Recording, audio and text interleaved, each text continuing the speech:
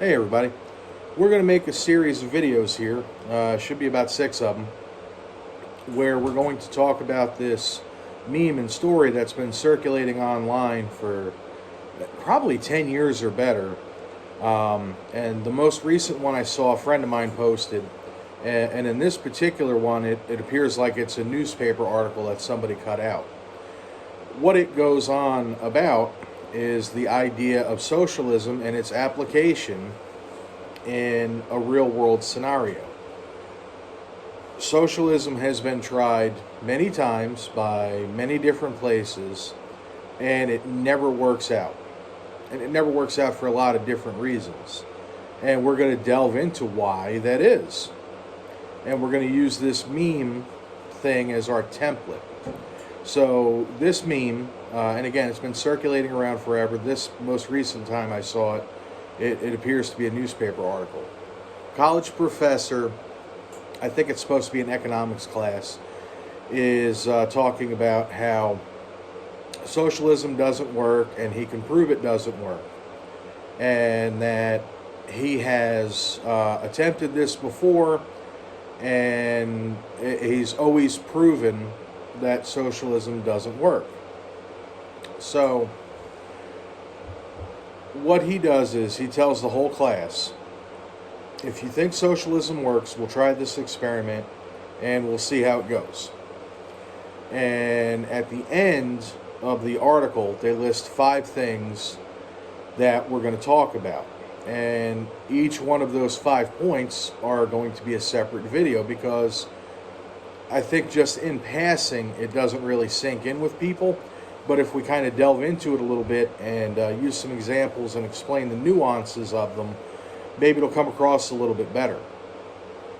So this pretend class with the professor, he says, okay, here's what we're going to do.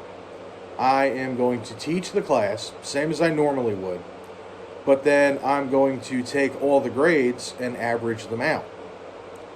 So everybody's, okay, great, sounds like a plan.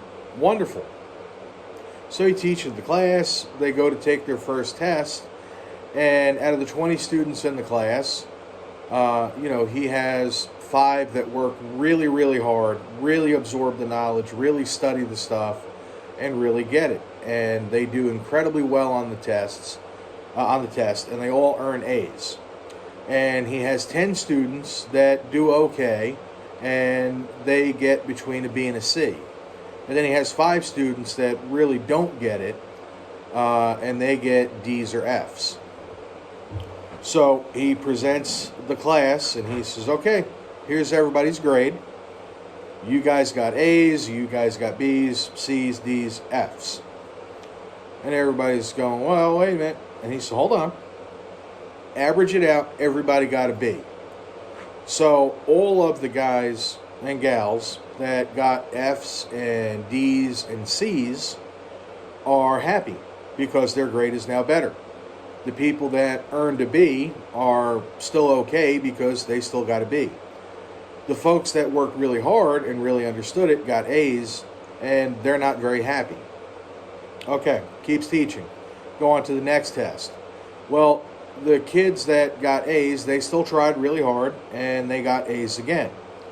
The kids at the bottom of the class saw that they still got a really good grade without having to put forth as much effort, and they try even less. So this time around, their F's are even worse. They score even lower. The kids that fall in the middle, they kind of do the same thing, but now they're averaging out the number grades. So now this time, everybody ends up with a C. The kids who should have had A's now have C's. They're pissed. The kids that should have gotten F's, they're still happy. The kids that should have got B's, they're not happy because now they got a C instead of a B. Keep on. Now they go to the next test. All the kids that were getting D's and F's don't even make any effort at all. The kids that got A's and B's don't give it their 100% best effort, and now everybody has an F. The reason for that is when there's no incentive for hard work, people won't work hard. It's just common sense. So the entire class ends up failing because everyone brings them down. In the next video, we'll talk about the 5 points and why this ends up being reality every time it's tried.